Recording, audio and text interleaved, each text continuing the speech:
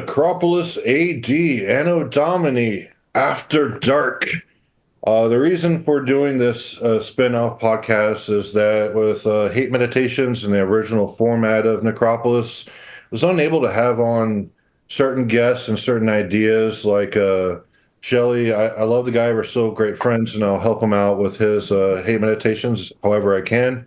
But where it comes to restrictions, I really don't like having restrictions of certain individuals can't come on the podcast and talk about their ideas, as well as some of the political leanings that Shelley has that's kind of turning into an echo chamber over there. I'm open to all walks of life. All ideas are welcome, no matter how controversial. It's great to have, opposing viewpoints, especially where we're able to see the strength of each other's ideas and perspectives. And you may broaden your own perspective by engaging with, individuals that mainstream culture and society may be, writing really mean things on Wikipedia about. So I do have the infamous Prozac, also known as Brett Stevens from America.org and deathmetal.org, originally from anus.com. Thank you for joining, Mr. Stevens. Thank you for having me on. It's a pleasure. And we also have another fellow Texan here. We got Paul from Condemner. Thank you very much for joining, Paul. It's a pleasure to be here. Yeah, so we've got two really smart Texas guys on the podcast today, and both are, have their feet in the metal scene as well, love metal a lot, and that's kind of what brought us together here initially.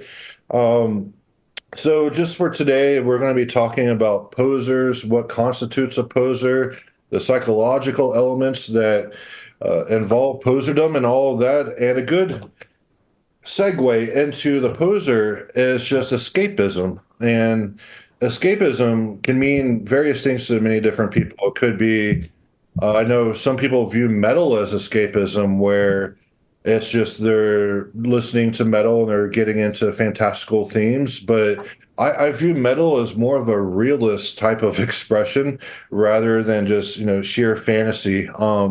But I'll start with you, Mr. Stevens. What do you think would be a good example of escapism in a general sense, like beyond metal, just like day-to-day mundane acts of escapism?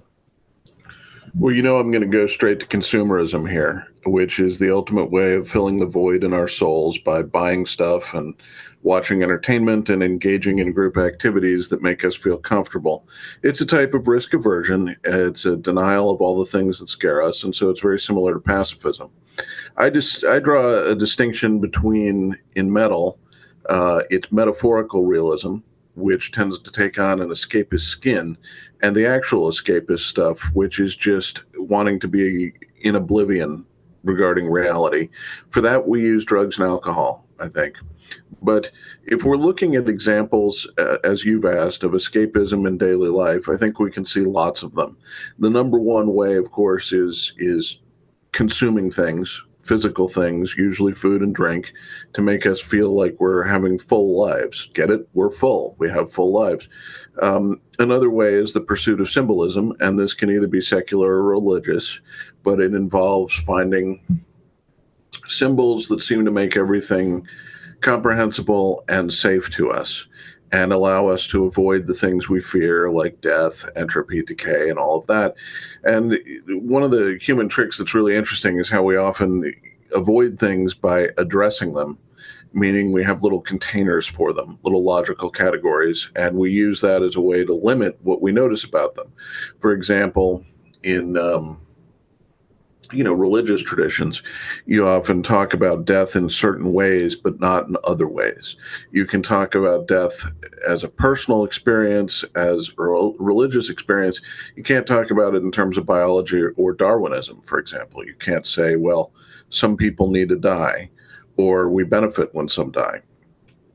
Instead, you simply have to say, well, it's a personal tragedy and you have a personal God. And at the moment of your death, he puts his warm finger in your ass and lifts you to heaven, where you eat a donut for eternity and are forever happy. And that's how humans address this. And I would say that's a major form of escapism. For another, of course, we can look at media itself. what have movies done over the past couple decades other than to go increasingly towards superheroes and that kind of navel gazing stuff where it's all about some character's emotions and drama and stuff, and they're not really ever focused on the day-to-day experience of making reality function for us. It's not about what you achieve, it's about what you feel. And so those are the major sources of escapism that I see around us. And I'll pass this one to Paul. So, Paul, yeah, Oh, just a segue, from what Brett said. I'm sorry for jumping in real quick, but escapism itself is a loaded term. What are people escaping from? If you want to chime in on that, as well as responding to Mr. Stevens. well, I'll just chime in on the second part because Brett did the first part way better than I could. But most people are just escaping the fact that their lives are frankly fucking boring and miserable. Like most people, it's just, they wake up, we go to work for 8 hours. So basically we're going to a place we don't want to be, to do things we don't want to do, for people that we don't like, for almost all of our waking hours. Then we cook dinner, or maybe we just get a TV dinner or some shit. And then, we maybe pretend to fuck our wives who we also don't like, and then we go to bed to repeat that the next day. What are we escaping from? We're escaping from that horrible cycle where we've just created a miserable hellhole life for ourselves that frankly anyone would want out of. Anyone would want to escape that cycle. Right. So what Mr. Stevens mentioned, there's the physical component of like comfort food, of what he was saying. So there's an element of comfort there. So beyond the physical aspect of comfort, there's also an imaginary aspect of it. People escape, like what Brett was saying about the comic book movies. And you can even say like Christianity itself is a form of escapism, because what happens in this material life doesn't really matter as long as you proclaim, the Jesus is your Messiah and he's your savior and all that. And then you go to like the donut land that Mr. Stevens mentioned. So Schopenhauer actually had a great analogy about utopias and about how they would be boring as fuck. Like his analogy was turkeys that are already roasted flying around, and you just grab one from the air and eat it and consume, and that you'd end up being fucking bored to death in that atmosphere too. So when you talk about escapism, just even if it's a utopia, everything's perfect, you're still going to be fucking bored to death. It's all going to become the same eventually over time. And I think with the advent of the highest grossing movies right now are all like Star Wars and comic book movies, which is huge fantasy. Very it's not a thinking man's type of fantasy either. And Marshall McLuhan, great Canadian, I think he unfortunately was Irish, Mr. Stevens, but he wrote The Medium is the Message, and he wrote some other books too, where he talks about how the media itself, like the it's the conduit more than what's being presented. So like he starts out with language, where language itself kind of organizes our mind in a specific way, and then you have poetry, you have music and all that, which is different cognitive aspects of that. And then you have film, and film, especially these comic book movies, it's just a whole bunch of color and movement and soundtracks that are very surface level, like Wagnerian emotionalism, just high emotion all over the place. And that spectacle of all that data coming at you, it makes you docile. Like I tried to watch a couple comic book movies, and I feel fucking terrible watching that shit, because I feel like I've been rendered into a passive state just looking at all these fucking colors, going crazy all over the screen, and these huge, nothingness of soundtracks that's just all sheer texture of orchestral sounds and all that. And it just makes me feel fucking horrible. Like Mr. Stevens, I know you're not a psychologist or anything like that, but do you kind of agree with Marshall McLuhan that the medium is the message, especially where it comes to, like how organizing our thoughts through language, that determines and it conditions what is actually being conveyed is the medium itself. I think another way to put that is that your life becomes what you spend your time on. And so, if you use language as a way to discover wisdom and spread wisdom, you're going to have a different outlook on it than someone who is using it to try to escape from inevitable realities. I think of things in terms of tools that have utility for people. I think one of the fundamental forms of escapism is people don't want to see how much of our intellect and art even is in that vein, that it has to have some kind of use to people and somehow enhance life in order to persist. And when you look at your average film that really makes it big, that people remember, that they reference, that they enjoy over decades and generations, it conveys something that we need to remind ourselves of. So I don't want to reduce cinema to it's a notepad with handy little aphorisms that you should remember. Always, always shut the back door before you let the cat out or something. But, it's basically like that. I mean, we watch a film like Apocalypse Now to remind us exactly why we need a morality of realism instead of a morality of compassion. And I know Schopenhauer is quoted as saying that compassion is the root of morality, but I think he has a more complex take than most do. And so when you say, the medium is the message, a lot of what you're saying translated into the terms that we're going to need here, I think, is just where you point yourself, the direction you choose for how you're going to use your time, your intellect, that kind of thing, that becomes who you are. And that is you becoming who you always were. Because I am a Platonist, I'm going to go ahead and say that. There is a sense of destiny to it. And in many ways, there's two forms of escapism. Sometimes you just need a pleasant day in the sun at the beach to not think about anything, to really let your brain just come back together. And then there's people who want to evade destiny. They want to evade the fact that their time is a zero-sum game, that they have to do something with it that they're going to be proud of, or they're going to end up being aimless, really soulless people, and that they're going to see the consequences of their actions, and therefore they're going to judge themselves by them. And I think a lot of what we refer to as escapism is not so much the Edgar Rice Burroughs. I want to read about a society on Mars and some guy fighting, and he gets the big-titted chick, and he wins, and it's great. But people wanting to project themselves, do wish fulfillment fantasies through these movies. I think your average fat, sweaty Redditor going to a Star Wars film really thinks he is Luke Skywalker or whoever the hell it is at this point. And I think that's that sort of sick sense of escapism where they're rejecting life. They're turning against the idea of destiny, and they're becoming pacifists because they're refusing to engage with their own lives, and they're retreating to this place that all tools of the system go, which is that little bubble of happy stuff where if you just have a job and pay your taxes and buy the right stuff, everything's going to be fine, and you don't need to think about anything more penetrating than that. And I think that's where I connect to the medium is the message, other than the fact the Irish need to be sent back. Paul, you got a 2 cents there? Well, I actually had a follow-on question real quick before we get to Paul, if that's okay. Go ahead, sorry. Yeah, so you mentioned that you're a Platonist, and Plato, when a lot of people misconstrue Plato saying that he was against poetry, right? Which would that would fall under the medium as the message itself. You should get rid of it altogether because Plato really criticized Homer quite a bit. But he wasn't against poetry itself. He was against glorifying the hero, essentially, that you should try to evade death at all costs, like Odysseus, that he felt that you shouldn't fear death. You shouldn't try to evade death, that death is just a natural part of reality. So he wouldn't necessarily get rid of poetry itself.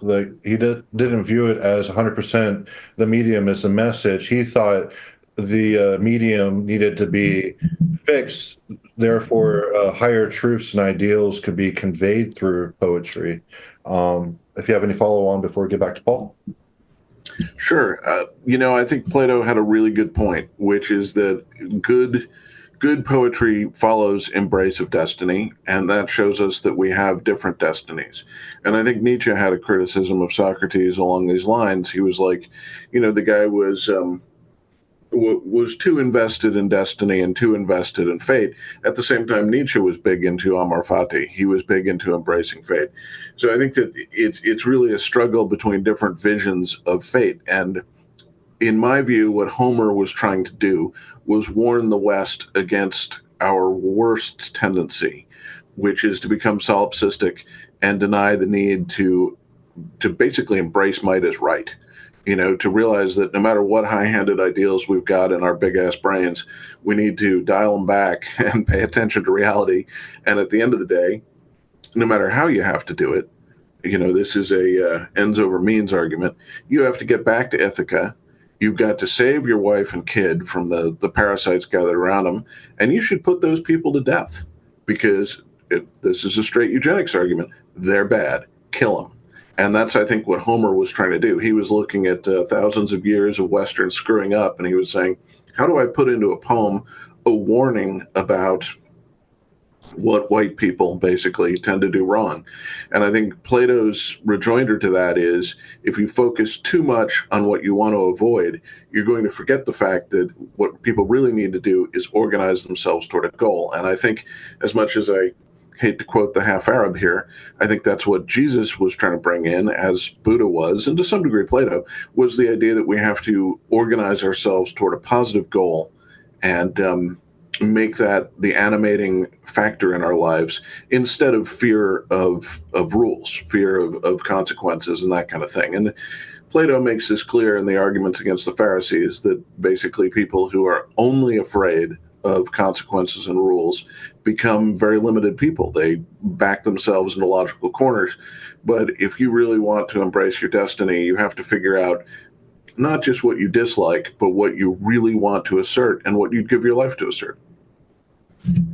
Right. Yeah. Another element is that in the Republic, he kind of argues against Achilles wanting to glorify his own name to become eternal and immortal. And Plato was really against that mode of thinking, because you're focusing straight on yourself, wanting yourself to be immortal and last throughout time, even though you as a person, you die and fade away, but your name lives on. Plato was really against that, and he thought that Homer's writings were along those lines, like Achilles. So, Paul, do you have any responses to what Ms. Stevens has said? So I think that he was going into the direction that I usually think of this kind of escapism in, because the way I think of it is that, not as much as fate, but more that we have, everyone has a task in life that is theirs to achieve ultimately, as O9A likes to refer to it, they're weird.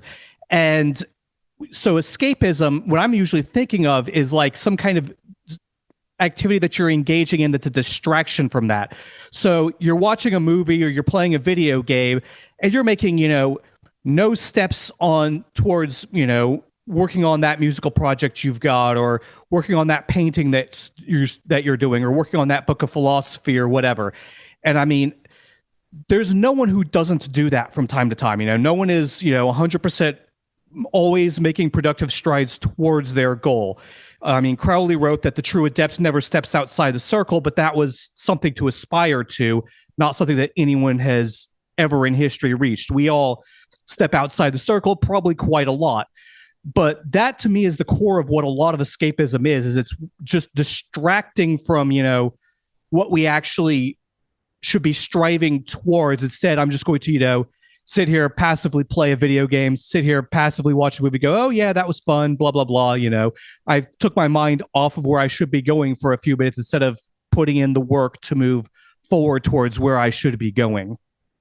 Right. And I would say, everyone is prone to escapism in some regard. I mean, for fuck's sake, we sleep, 1/4 and 1/3 of our lives, and we're just living in imaginary land when we're sleeping. But getting back to Plato, like even the allegory of the cave, once you step outside the cave, it's a painful experience. Your eyes have to adjust to the new brightness, being illuminated, the world's illuminated, and it's not something that immediately happens. So for Plato, at least, contemplating on the forms, the higher ideals of reality, like aspects of reality, that's something that actually changes you over time. And so I feel that, for a Platonist, at least, Mr. Stevens, if you want to chime in here, Even though we watch a stupid comic book movie, we're changed, before we even watch that in a platonic sense because we've already contemplated on the eternal forms. And with that, we're able to see, which aspects of the movie, could have some redeeming qualities or not, or is it all just a wash, like Marshall McLuhan would say? Like, you as an individual, when you're experiencing that, you're not, 100% rendered passive. You're criticizing it. You're looking for things that may be of quote unquote value. Would you agree with that, Mr. Stevens? I think that's a good point, that you can be analytical and mindful, and you have to walk through this world that way with everything. Because, cape shit is just the worst extreme. I think when they finally put up the tombstone on modern society, they're going to be like, yep, this was rock bottom. This is where everything really, really got bad. But I think that, again, there's two types of escapism. And I would say that, I'm going to invoke the second Iron Maiden album here. I am. There's something about escaping to fantasy worlds for, what is it, 48 minutes, and getting to experience life through these other characters and think about how you would want to respond, what you value in that situation. What do you really think about being an innocent exile? How does this affect your outlook of the world? But even more, just to lose yourself in some aesthetic beauty. That's one type of escapism. You're just off in this world. This is when Varg says that he wanted Burzum to reawaken the fantasy of mortals. This is what he was saying. He wanted people to get outside of the daily life where we take everything at face value, get into the core of the metaphor, get into the core of eternal experience through myth and legend and literature and music, and then come back and look at the real world and be like, wow, actually, this is a giant pile of lies and fictions. And I think that's your one type of escapism. The other one is, I think, where people, which we might just give a term for it, we might just say it's anesthetic, is where you want anesthetic escapism. And I think it's like that study recently where they found that people would rather experience pain than be alone with their thoughts for a half an hour. Well, if you don't want to be alone with your thoughts, I definitely recommend the cape shit. Go watch Star Trek, Star Wars, or any of the Marvel Universe, or whatever all that crap is, and you will definitely not have any thoughts for that 2 hour period. You're going to be lost in what you were talking about, the aesthetic texture, the veil of Maya. You're going to get to see all the cute girls and the big explosions and people flying and all this stuff. And your brain is just, it's escapism in the sense of being anesthetized. Your brain is disconnected from reality. And so I would say that in a Platonic context, Plato would look at that stuff and say, there's better ways to spend my time. And I think that he would be, because he was ultimately very much means over ends, he would say, well, what is the goal of a movie? Is it are you trying to anesthetize yourself, or do you want to have an aesthetic experience that bonds you closer to life? So you should pick your movies carefully. I could see Plato enjoying Apocalypse Now or Repo Man or even The Craft or something like that, but or Airplane, but I don't think I could see him enjoying the recent Star Wars or heck, any Star Wars or any of the superhero stuff, because I think he would just view that as, well, that's a little child running away from the question of life. And it's not going to help, because in the end, even if you engage in it, you're still going to be aware that it's not very effective. You're not going to be able to fool yourself convincingly. And I think he'd say, just to extend the metaphor, I think he'd say the same thing about heroin. Like, really, is this really going to fool you? You might have a few hours of not having to deal with your impulses and thoughts regarding life, and which basically are your fears, but you're not fooling yourself. As soon as the high ends, you got to go get another shot. And in the same way, how many cape shit movies can you watch in order to keep you from noticing that you're a sweaty Redditor living obesely in some, dingy apartment and, screaming at the world because you think it should be more fair to people who have nothing to offer. It's that kind of stuff. I think escapism is great when it enhances reality by taking a little detour into metaphor, but when it goes into anesthesia, that's the medium is the message.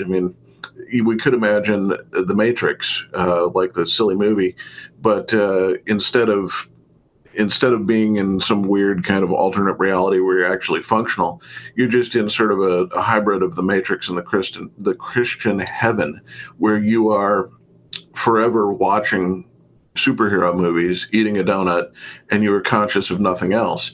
And I think most people would elect for that reality if they could. I think there's something to be said for that quasi-Manichaean idea that there's only 144,000 people with real souls on the planet and everyone else is a meat suit. I think the meat suits would all opt for that kind of permanent anesthetic escapism. I hope that answers the question. Yeah, you did a very, very good job. And it just dawned on me. Have you read Walter Benjamin, the work of art in the age of mechanical reproduction? No, I have not. Yeah, I don't blame you. He was a Marxist. He actually killed himself because I think he was. He's a good Marxist. He was fleeing to France, and he thought the Germans were chasing him.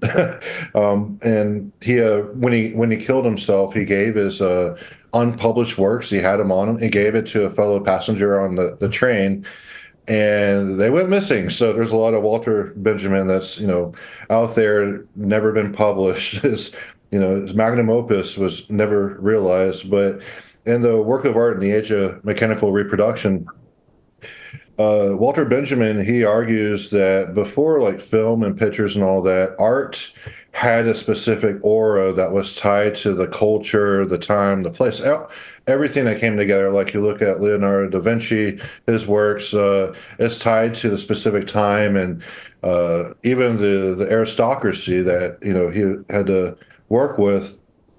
And with pictures and movies, especially, that aura is gone since you're able to just reproduce things, over and over and over.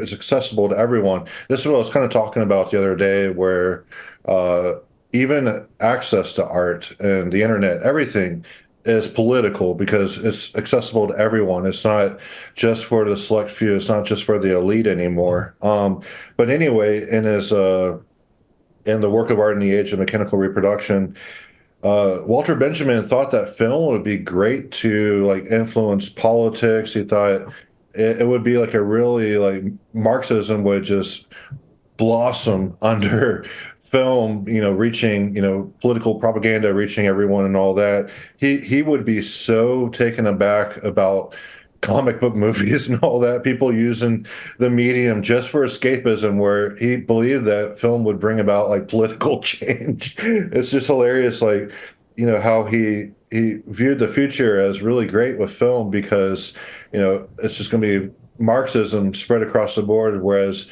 the reality is people just use it to escape their mundane lives. Yeah, that's true. However, he does have a point because we should talk about the implications of bourgeois escapism, which is that if you dedicate yourself to escaping from reality by going to see cape shit, you're perfectly content then to be a tool of the system the rest of the time. And there is a certain morality being preached by film where everyone's important and all that really matters is that you're having a pleasant time right now. And then you go back to the world, which is terrible, and you're going to need to go see another movie to feel better. I think there's that's implicit in most entertainment, is that you are just using it temporarily to recharge so you can go back to being a good little tool at your job. And that's always been the criticism of the bourgeois mentality, which is that they are ultimately designed toward material comfort and nothing else because they're middle-class city dwellers, and that's what middle-class city dwellers do. And that this causes art to be neutralized because it ultimately becomes more like decoration. It's there just to be pleasant and not make you think too deeply about anything. And that contrasts, of course, with the politicized view that art should somehow present to you a political viewpoint, and then the classical view, which is that art should wrap up, should interweave good and bad, and show you what is ultimately a vision of beauty. And I think that that's one of the reasons why we've run from the classical ideal, because in order to have a classical ideal in film, you have to show reality warts and all, and then show why it's worth it. Some films still do it, and every now and then when I see one, I'm always just blown away that it isn't just a bunch of people running off into this fantasy world so they don't have to deal with anything. It's a fantasy that shows you why reality is worth living. But the ultimate expression of the medium is the message might be what I call the Metallica problem, which is that anything adapts to its audience. And so I think before we start, seeing evil demons running Hollywood or whatever the QAnon people are on about this week, pedophile demons, sorry. The thing to remember is that most people, if they could vote or vote with their dollars or vote with their feet, they're going to opt for something like Cape Shit or religious revival movies or other things that provide very, very, very simple, easy answers to very, very complex, hard problems.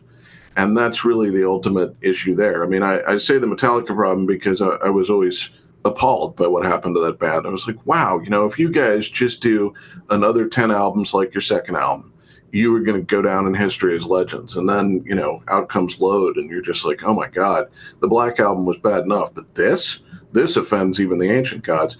And, I think anything gets sold out over time. I see the song King Nothing, and you being a monarchist, I see why you would hate that. I've never analyzed the lyrics, to be honest. I think the hardcore Metallica fans, when the song One came out, they started backing away. They were like, uh-oh, here comes the acoustic crap. And it's not acoustic, but, no distortion. And I think that after the Black Album, I couldn't even watch. It was like a slow motion car wreck. And I'm glad for the guys that they've made an ass load of money and they're comfortable and they're happy and all that. But, we sort of do come down to the poser question here and the commercialization question and the selling out question. Is it better to be more like the Slayer guys and only have a few million each than sell out and be like the Metallica guys or the Motley Crue guys and have, 100 million each? I mean, really, in the end, do you embrace your destiny and be like, my destiny is my art or whatever social movement that's part of, whether that's cultural or political, I don't know. Or are you just really in it for the bourgeois ideal of, I would like to have so much money that any problem I could just write a check and it goes away. And I think that that's sort of the division at the core of things here. Commercialism has always threatened metal because the genre is based on sort of a leap of faith where in the transcendent process, you accept that life has ugliness and distortion and terror and disease and death.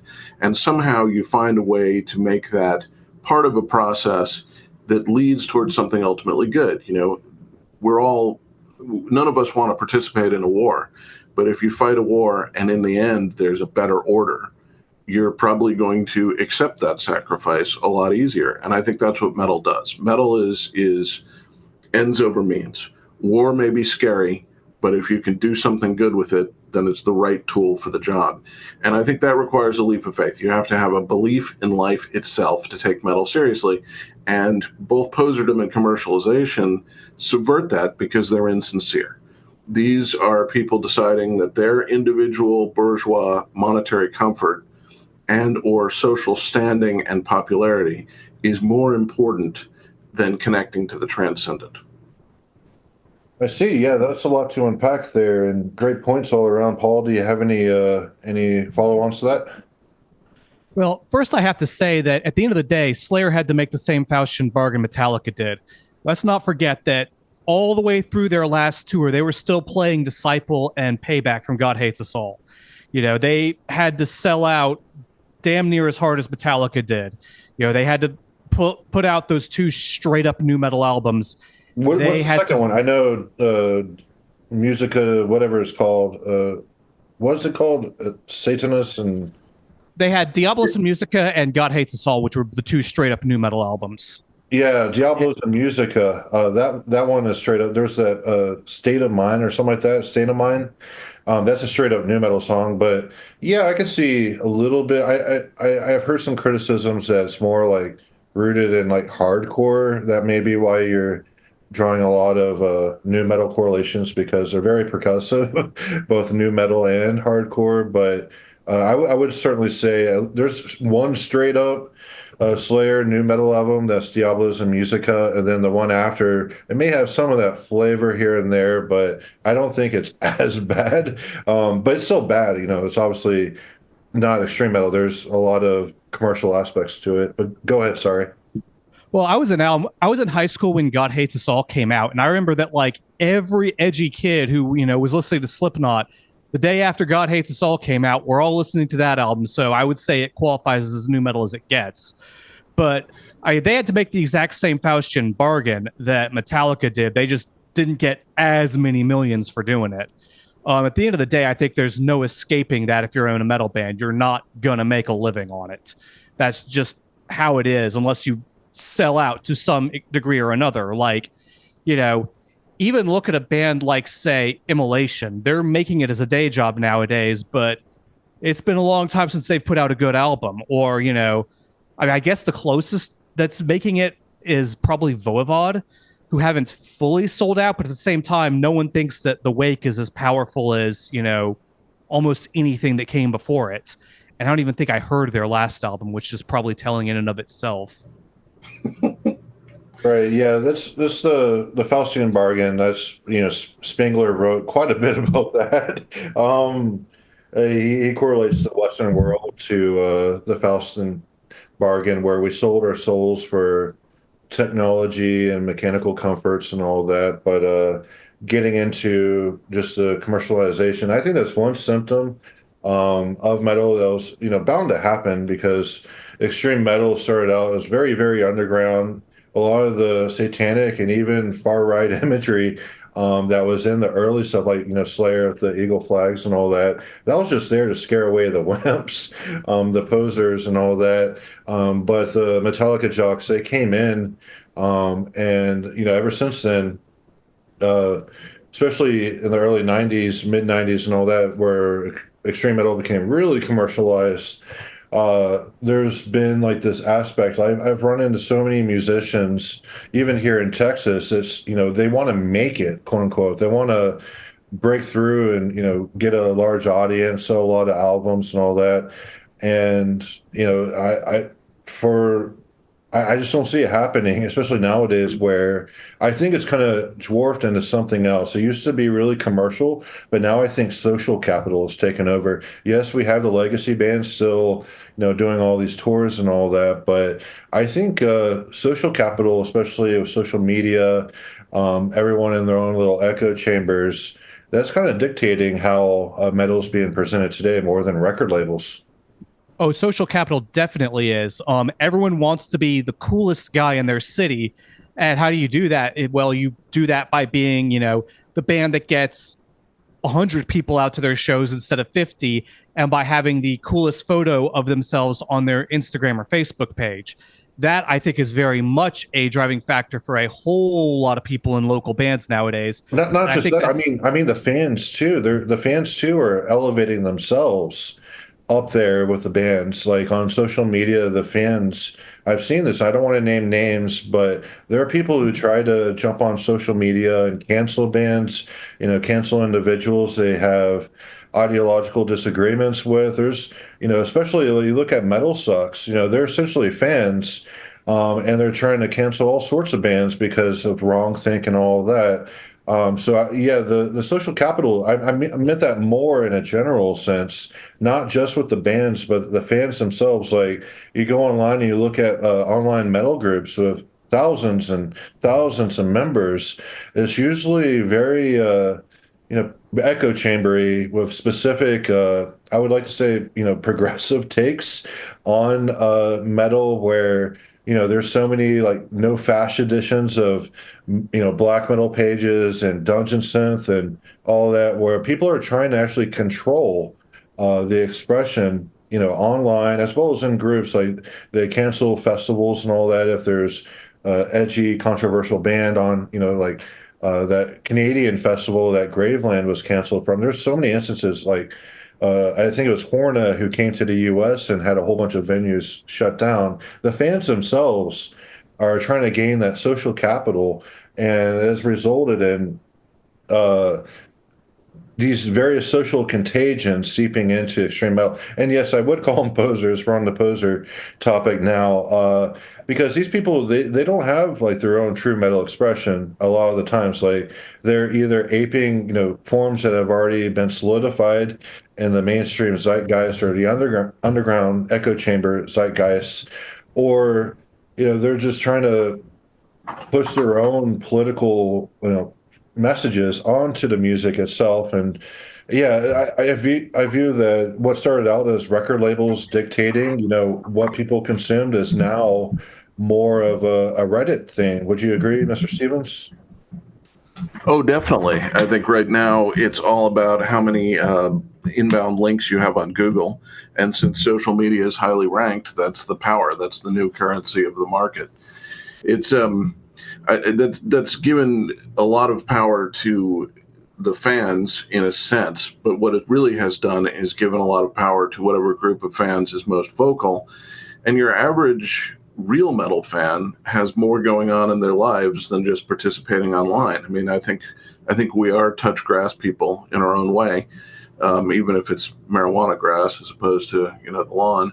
But I think you've given the Reddit audience is an example. Reddit went from being a very nerd herd place to being sort of these, I guess you'd call it geek culture, but they're more into Star Wars than they are into writing C code.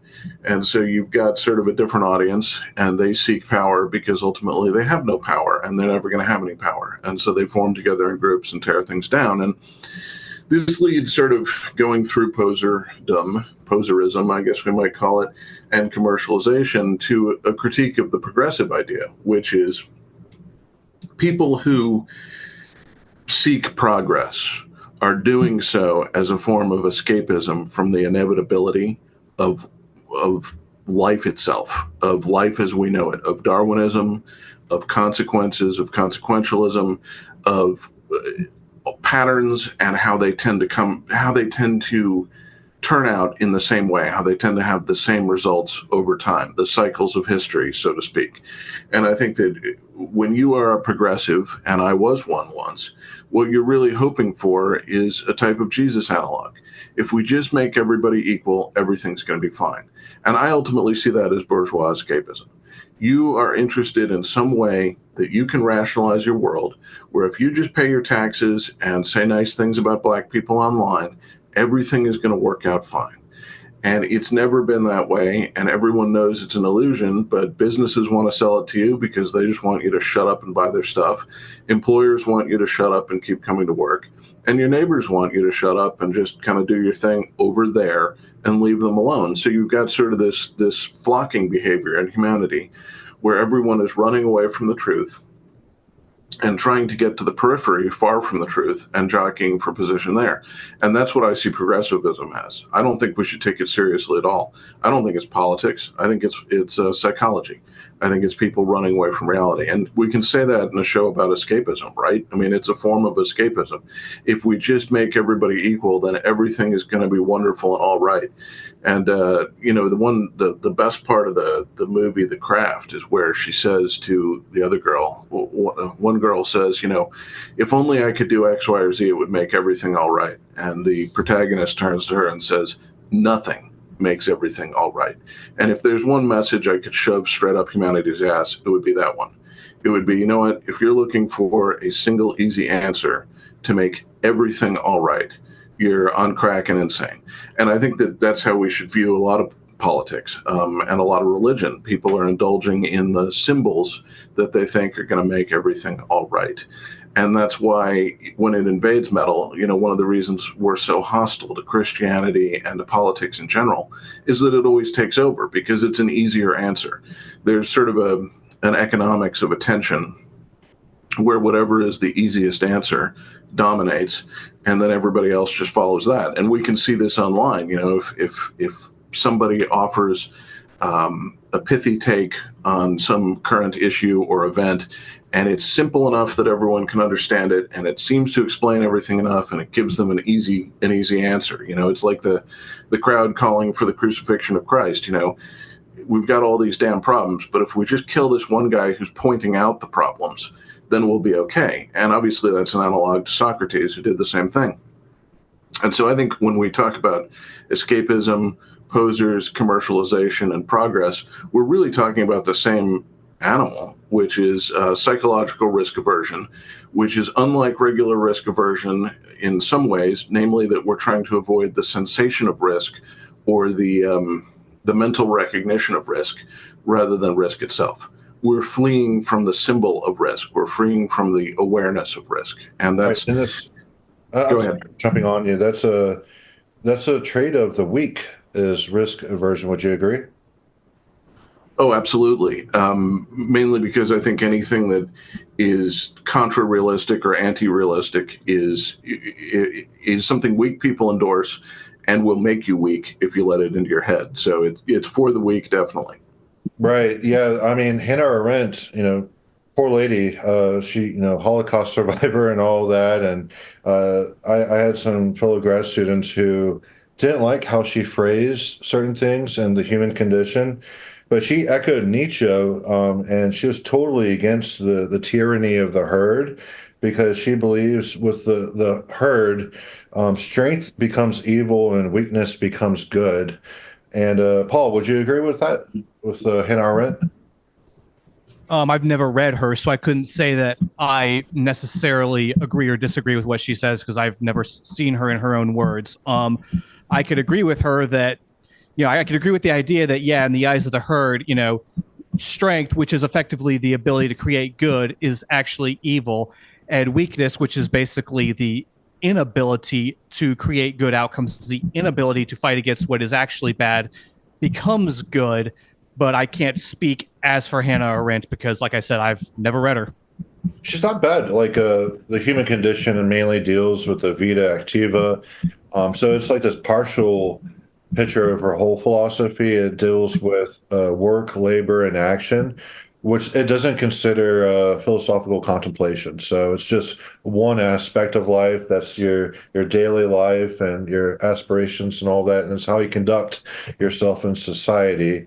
But she did not get into philosophy, like the philosophical life and the human condition, which makes it incomplete in my opinion. But she does echo a lot of Nietzschean sentiments throughout it, so that made me enjoy it when I had to study it.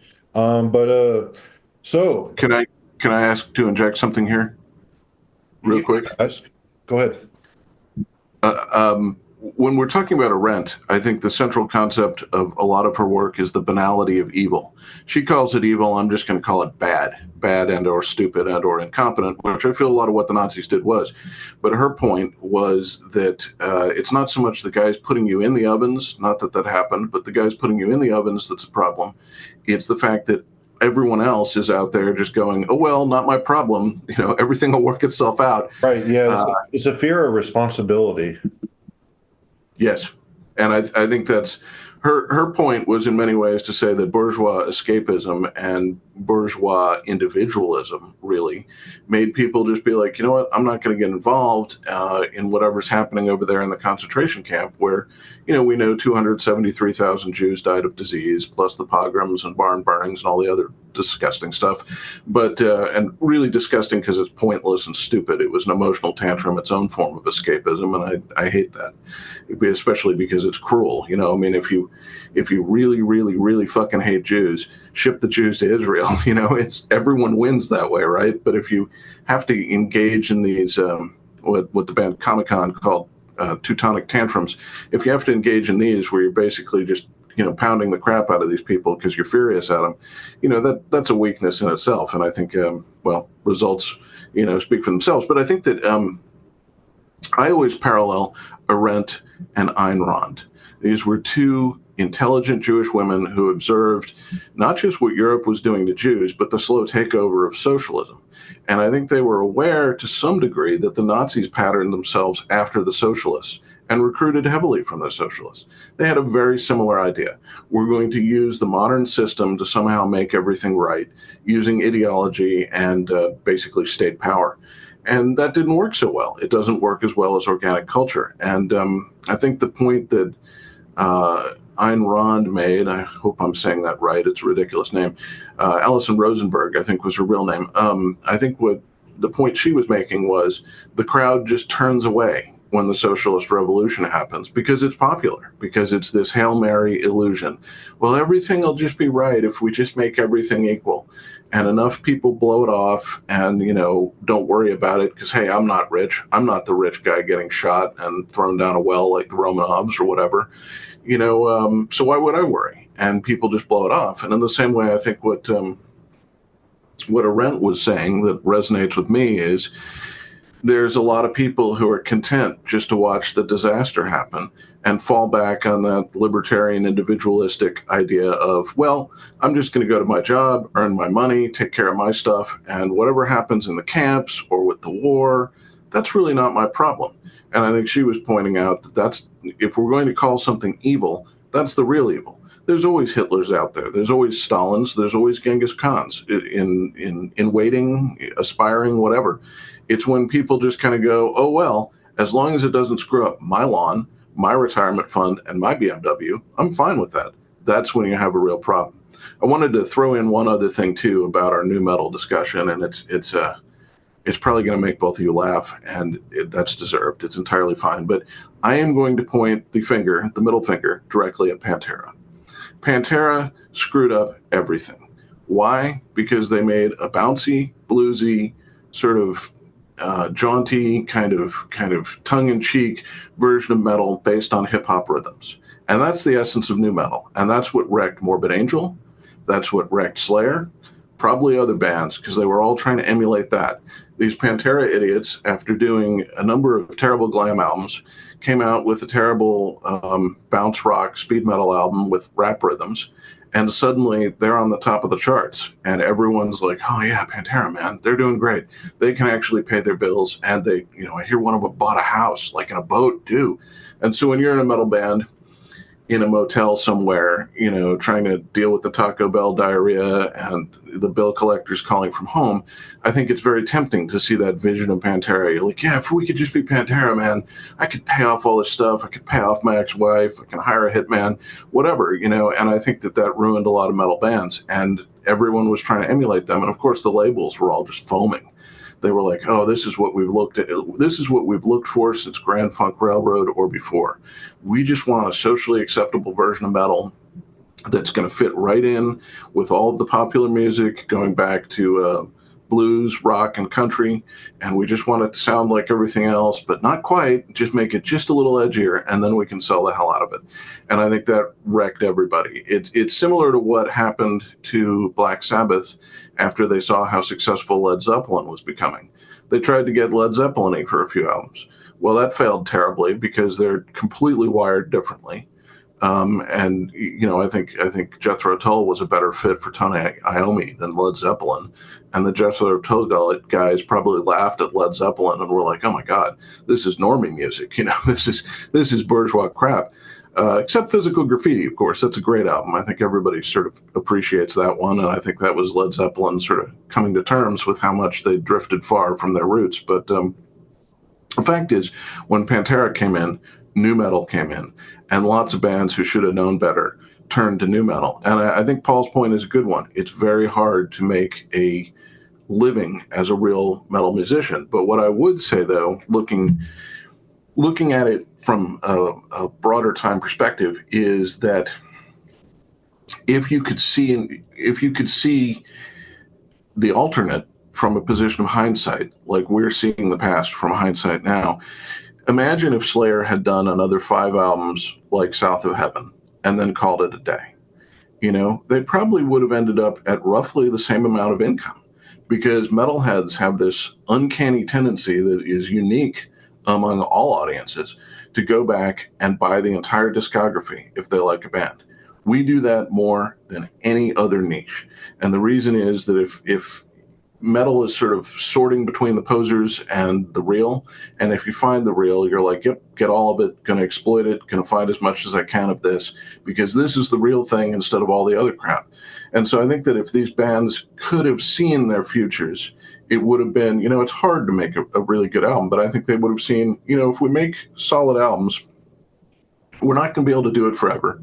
We don't have all that much in us to produce, but if we do it enough, we're going to have a discography that people are then going to run out and buy automatically, and we can just tour on it forever. I mean, let's face it, people go to Metallica shows still. Sure, they go to hear some of the newer songs, but basically to hear the classic songs, even the new fans. And I think the same thing's true of Slayer. Oh man, So I know a classical music guy who actually goes to Metallica shows because he likes the new material. I've argued with him before, but yeah, some of them do like the new material, believe it or not. wow.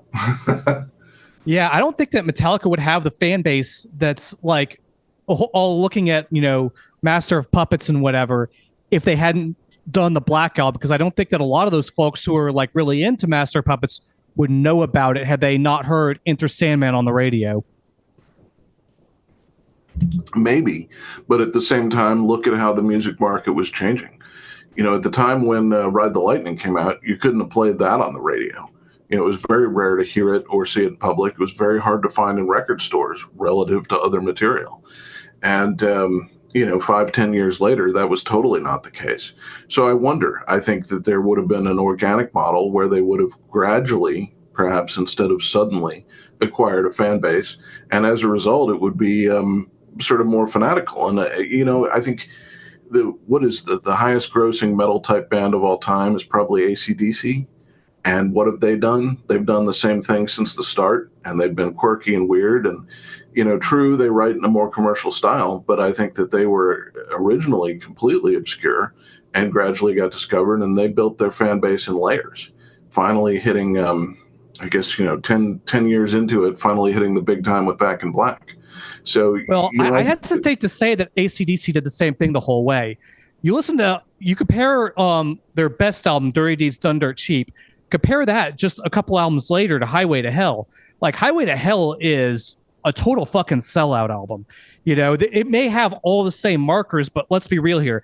It's, way more, catchy, sing-songy melodic.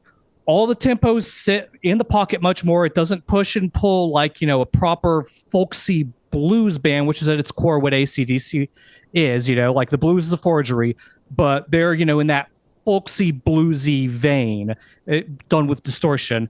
They butchered that on Highway to Hell to make it a pop product. I mean, listen to a song like, Ain't No Fun Waiting Around to Be a Billionaire. Like, that's a simple one riff song, but it's a one riff song that goes somewhere because the dynamics build, it pushes and pulls back and forth on itself, through just getting louder, through, which instrument is leading the rhythm, pushing versus pulling, etc. And despite being a simple one riff pentatonic song, it takes you somewhere. Now look at Highway to Hell. There ain't a song on that fucking album that does that. That album's a piece of shit. And that was the model for their later albums. They took something that was recognizably the core, and they turned it into a product. They turned it into pop music. So I would very much argue against AC/DC staying true to themselves. It may have the outward markers of it, but it's as fucking sold out as Metallica was after the 90s rolled around. Well, I could see what they're doing perhaps is kind of getting the NBA treatment. That is, that they started using data. They looked at what people responded to, and they looked at ways of being effective and brought in some pop that way. But I would say it hadn't changed in any way in the essence, because they were still playing the same basic style and they still had the same spirit to it. Now, it's not complex music in general, other than the solos, which are, more complex than people give them credit for being. But I think the point that kind of comes to my mind about AC/DC is that it did occur in layers. They took the basic music they were doing, they refined it, they made it much more consistent. And that gets a lot of what you're talking about happening, where the album is just generally geared more toward producing at least something you can hum and sing along with on the radio with every track. But at the same time, I think that they weren't losing that essence of what they were. I think they were developing it. And I think it was always fairly poppy. I mean, like you were saying, it's blues-based folk music. It's like the traditional music of Scotland and Finland, just given a waltz beat, basically. And I think that they stayed true to that, but what they did was cut out some of the stuff that audiences couldn't connect to and streamlined the rest. That's why Highway to Hell remains a big fan favorite. I mean, people love it because the songs all hit fairly hard, even when they're, completely, I guess not ballady, but, Ride On. Some of the Right later On was tracks. Dirty Deeds Done Dirt Cheap. That's Dirty Deeds. Okay, yeah. That's their best album. That's a perfect example. That song would have never made it to Highway to Hell. Yeah, I think in part. Well, I mean, look at what they did with Who Made Who and some of the other stuff. They were working in more of that, but they wanted to have it be less obviously a break from what was their trademark style. People really like having a sound to a band they can identify and be like, yeah, that sounds like AC/DC.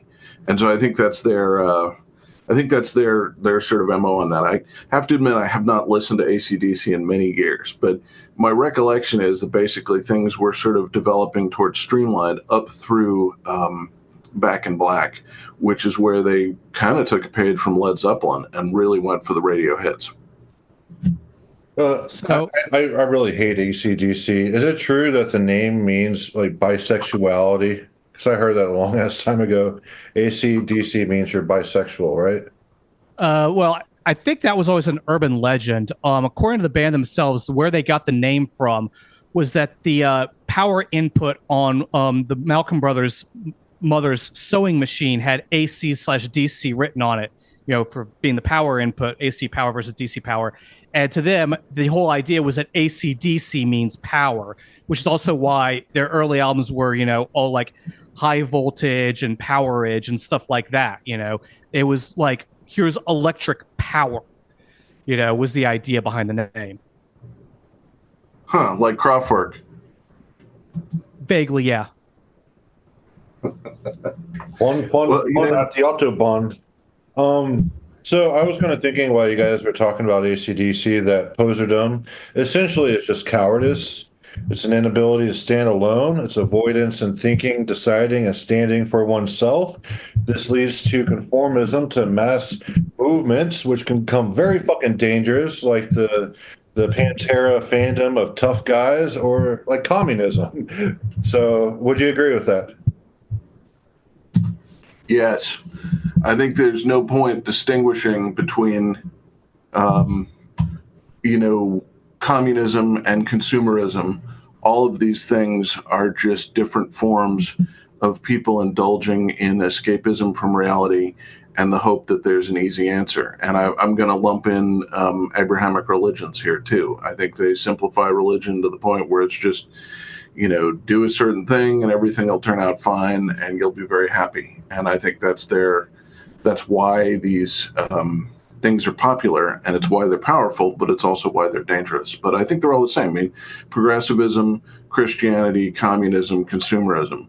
What are all of these things but the idea that we can find some symbol to substitute for reality and manipulate it such that everything turns out okay, even though we all know that's not the case. I mean, it's like the abused child who says, if I just say a Hail Mary, I won't get abused tonight. It's that kind of psychology, I think. I see. It's also a suppression of the exceptional as well. Would you agree with that? Schopenhauer would. I think Paul should take that one. That's a tough question. Could you give me a little more of an of how you come to that particular conclusion? Right. Yeah. Poserdom, like it's essentially just mass conformity through various different ways. It could be political, could be moral, could be artistically. But for Schopenhauer, his archetype of the genius was Goethe, and Goethe was staunchly individualistic. Like he was a Renaissance man and all that. But the Goethes of today, like right now, there's actually a movement to get rid of the word genius because it's tied to white males too much. And a lot of major breakthroughs are group efforts. And oftentimes, according to this argument, that women are behind the men who have genius breakthroughs. So there's actually a movement now to actually get rid of the word genius because some perceive it as a white male thing. Um, but for Schopenhauer, he would kind of view that as a suppression of the exceptional. That's what I was trying to get at, where the genius needs to be, given the tools for him to succeed, but the modern society isn't really that conducive to it, especially nowadays where people are really focused on like group efforts of lots of different people from lots of different backgrounds in order to have like genius breakthroughs or anything like that. Because like when I think of posers and the relation to the exceptional, I'm thinking almost more that it's like a stolen valor situation almost. People think like, well, okay, so, heavy metal is, cool, quote unquote. And there's these, bands that are, regarded by some people as being geniuses. So most of the posers, their mindset is like, well, if I, act like I, understand Emperor, or I act like I understand, Verathron or whoever, whatever, fairly heady and, smart band is. If I act like I like that, I become, genius by association. It's not so much that people are like the exceptional doesn't exist. It feels more to me like they're trying to claim an exceptionalism that they don't have, and that they're trying to take that as their own and wear that as a cloak to try to, pretend that they've got something that they don't.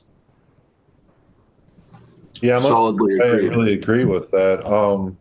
Because a lot of people that I know, especially like we're both friends with Shelley from Hate Meditations, and he wouldn't view like his association with Emperor like that. I mean, he's not a poser. He actually has great taste in metal and understands it. But even like some mainstream writers that I know, like a Decibel magazine and all that, I wouldn't say they feel like they're on par with the geniuses that helped birthed extreme metal, both death metal and black metal. Like I think we can appreciate I think they would agree that we can appreciate, the aesthetic greatness that came from like the early Emperor, the early Morbid Angel, and all that without latching ourselves onto those, expressions. We can appreciate it, and we can say, there's a lot of profundity in it, but I don't see how the poser operates in that regard. Like the poser to me is more general. They want to impose like the herd tyranny. That's what I perceive a poser as. I mean, this is great for us to open up and see other people's perspectives of what a poser is. I mean, that's the reason for this discussion. If you want to respond to that. Well, when I think poser, like at the end of the day, I'm thinking the people on the Metal Archives forum. Like as far as I'm concerned, that is poser ground zero. And the way I've always looked at it is you go to and you look at their forum, and there'll always be some thread about in their general discussion session about something that's not metal at all. Like it might be, like sometimes it'll like that fucking corn thread that they had that went for like 1,000,000 pages. Or like I remember back in the day, their Chelsea Wolf thread. At the end of the day, it becomes very obvious that these people, because that thread will always have more responses than any thread of anything in, their general metal discussion. And it becomes very quickly clear that these people are, actually far more interested in pop music than they are in metal. And their only interest in metal, like, is, the image around it, the image that they get by being a metalhead. Otherwise they'd have zero interest in it. And they're trying to associate themselves with what someone else did in doing so. Like they're trying to, they're going back to the idea of consumerism. Why does Jack Daniels brand themselves the way they do? The answer is because that everyone who has a midlife crisis, when they're busy buying their Harley Davidson, they also go out and buy a bunch of bottles of Jack Daniels. Well, it's a similar story with metal in the poser. The poser, they're listening to metal, quote unquote, that's in huge scare quotes, because it makes them that, that Jack Daniels drinking rebel, or that, genius, who understands and gets Emperor or Opeth or, whatever the fuck. That's their core motivation. They're contrarians. You see how that might connect up. They want to be just like everyone else, but different. And therefore, this draws them both to metal. One, they want to be contrarian that way. And two, they participate in the Chelsea Wolf threads because they want to be contrarian to the metal identity. See, I'm like this thing, but I'm totally different because I'm deep and open-minded like Opeth. Yeah, I think you got some good points there. Right. Yeah. And I do see like more than just, the metal archives forum people and all that, that a lot of people do feel like they have a participation trophy because they go to gigs, they write about metal, or they just have a large social sphere of fans and musicians that they feel like, is part of their own expression in that regard, where they have their own echo chambers. And that's kind of getting back to the social capital. But before we were starting chatting today about escapism and poserdom, we briefly were talking about, I brought up the notion that I've been thinking about. I used to call metal as middlebrow because it wasn't necessarily highbrow or lowbrow. It straddles both. Like, there's a lot of sophistication to a lot of metal expression, as well as there's a lot of crassness to metal expression.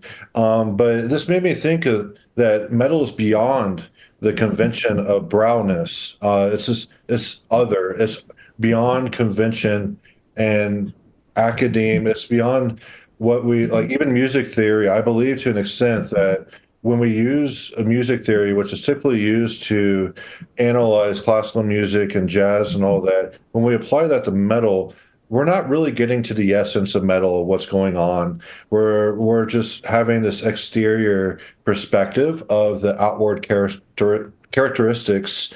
So I believe as a cultural phenomenon as well as an aesthetic phenomenon, metal is beyond convention. It's other. It's otherness. Would you guys agree? I do not. So first off, as far as the it's beyond brownness, I don't agree with that. I think it fills a very similar role to a lot of more complex folk traditions. Like, it's particularly in a similar sphere to flamenco music, because flamenco music requires dedication on a musician's part to play well, but at the same time, it is, at the end of the day, a folk tradition that, to quote Andreas Segovia, is best handled by amateurs and people playing it for passion. Metal is in that same ballpark. And so it's not lowbrow in the case of being, either dumb like pop music or, like punk, where it's simple music to play that requires, no dedication, no technical skills. That's not the case, but it exists in a sphere similar to flamenco music or other types of, I hate to say more technical folk, but that's kind of where I'm going with it. And then as far as music theory being useless when analyzing metal, I definitely don't agree with that. Like, I didn't say that. It's not getting to the essence of metal. It's not as useful as it is with classical music and jazz. But like, I know a bit of music theory and I use it all the time. But what I think about metal is that it's beyond, like, a lot of the metal musicians, especially some of the best, they knew dick shit about music theory. They just ran with their intuition. They had a great understanding of what they wanted to express, and to go about the brownness. I believe metal's beyond brownness, because also when you consider metal is frowned upon by mass society. That's a subculture for a reason, and like with folk traditions, that's a good point that you made. But I would actually categorize being like a true, like, deformed metalhead, like, as part of your being is extreme metal. It's more akin to like the Dalits, like in the Indian caste system, where the Dalits, they have their own pride being Dalits. They don't want to be part of, the Brahmin class or anything like that. They want to be just Dalits. They find pride in that, as do metalheads. They find their own pride being something other than what is culturally prevailing. Well, I mean, I think it's inaccurate to say that any musician who's created anything effective doesn't know music theory to some degree or another. Like, they may not have been taught it by someone else, but find me a metal guitarist who doesn't know that, okay, when I put, my index finger on the first fret of the low E string and my middle finger on the third set of the A string, that it creates this big, powerful sound. And that if I move it, a half step up or one fret up, if they don't know the term half step, or that if I move it, 6 frets up, that it'll create those will create kind of an angular, unnerving melodic sound.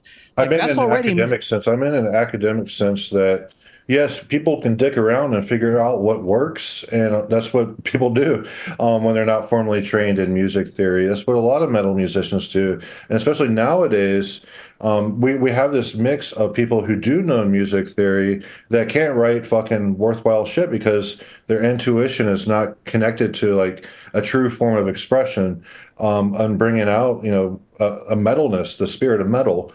Whereas there's also people who just kind of mimic other bands. They look up tabs online, they learn what works for other bands, and they ape that. And there's a shit ton of that. There's a shit ton of generic. That's where generic shit comes from, is people mimicking form. There's a shit ton of that. But with the bands, I like early Emperor. Well, all music theory at the end of the day is someone dicked around and found out what worked. Like, look at Mozart. Before. How did he come up with his minor scale variations, harmonic minor and melodic minor? Why did he start using chromatics to transition from idea to idea? These weren't music theory ideas that existed in some book prior to Mozart. He dicked around and found out what there were worked. strict rules. There were strict rules at the time that he operated in that he did have to conform to. When he was older, he started branching out a little bit more, and he was really inventive in a lot of different ways. But to say Mozart didn't know music theory in a formal sense is... Oh, he definitely knew it, but he expanded on it a ton. And how did he... But what is expanding on music theory? Expanding on music theory at the end of the day is dicking around and finding what works. Right, but the way music theory is applied to classical music and jazz, it's not the same with metal, at least not in my opinion, where yes, I do believe that, like Ishan from Emperor, he understood music theory in a formal sense, but we're talking about formal. I was talking about formal music theory rather than informal, of just dicking around on your own, figure out what works. And I think when you try to find the essence of like how, like Prozac here would say, riffs are glued together in a meaningful way, music theory itself doesn't really help us in discovering that. Yes, we can have like an exterior approximation of how the techniques work, but the core expression, the kernel of expression, that metal spirit, is not something that I believe can be truly conveyed in academic, formal music theory stance. And I know I'm not the biggest fan of Creator, but he also, the frontman of Creator, agrees with that sentiment, where it's nice to know music theory, but don't let it dictate your expression. And that's a lot of issues we have today is, like I said, there's people mimicking form. There's people that are overthinking from a formal music theory stance of how they should construct metal. And that's why it falls flat, because they're missing the true spirit, which is beyond, I believe, formal music theory. Would you agree with any of that, Mr. Stevens? Yeah, I was just going to inject here. I mean, we're talking about a genre where most of the phrases are chromatic in origin. I stole the riff gluing thing from Bob from Asphyx. He was talking about it, and I asked him to elaborate. And I think then they went on tour and never answered the rest of the email interview. Very unfortunate, but it happens. You head out on tour, you come back, there's 10,000 emails. Good luck getting through that. But the idea for me is that metal is an expression of a poetic sense, a poetic venturing, and it is expressed in riffs, oftentimes through contrast and rhythm alone. Meaning, if you move a chord, if you play a chord and then you play a chord that's moving in a different direction up the scale, you create a sense of motion, and you can make a poetry out of that. By contrast, I don't want it to be confused with your analysis of riff salad. It is not contrast for contrast's sake. It is contrast in the sense of relativistic motion. That's all I mean here. I do not mean the riff salad that blighted later death, where they were just like, we're going to throw in a completely random riff here and you're going to think like you're having a different adventure, but really all that's happening is we're throwing in random stuff and then we're going to go back to the rhythm. What I mean is contrast, like in the sense of what Iljarn does, where he just picks two chords that'll work for him and he starts building phrases around them. And the fact that they are situated differently from each other and that motion's going in different directions, there's a poetry he can craft out of that without necessarily needing more than, two notes and chromatic fills around them, which is kind of impressive when you think about it. It's like discovering eternity in a grain of sand.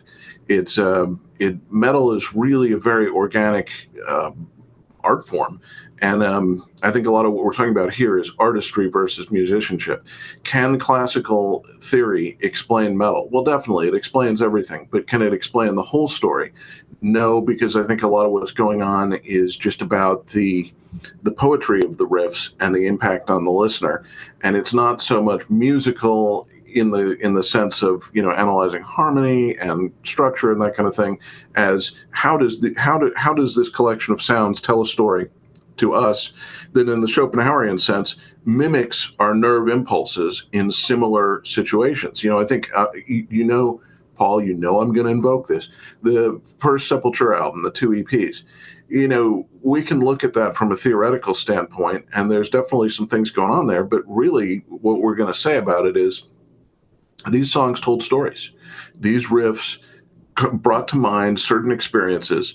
Those were then analogized to mythological experiences. And then there was a battle fought between riffs, between impulses, and in the end, it gave us some clarity on the original topic, which is actually metaphorical. You might write a song about fear, but call it Killing Dragons. And at the end of the song, someone says, well, I think I know better how to kill a dragon now, or how I'd kill a dragon, or why I'd kill a dragon. And really, he's looking at how I'm going to conquer my own fear, asking this girl out on a date. It's that kind of, the metaphor is to our psychology as it is paired to reality. And that's why metal is so complex, because it's not pure escapism in the sense of fantasy pop, where it's just songs about beautiful people having sex with each other or something. And you're just sort of leaving reality behind so you can indulge in this alternate reality where, you're a superstar and everything's interesting and yada, yada.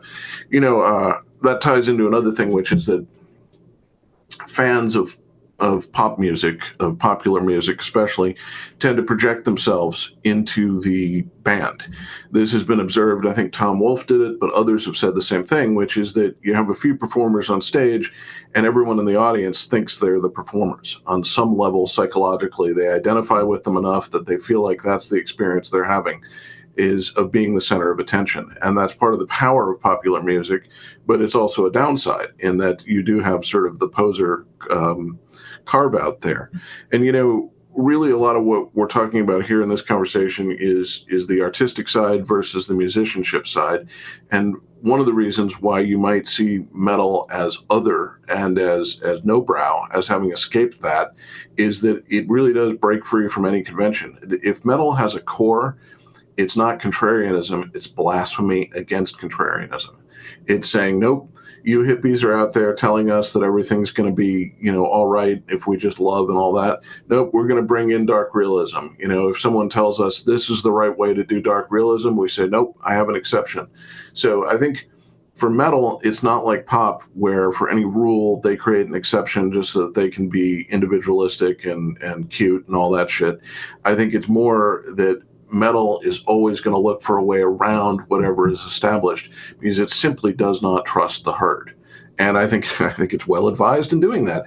So the only other thing I wanted to chip in here real quick was, the classic punk bands, they make it look like they just woke up one morning, picked up instruments, and tried to make music.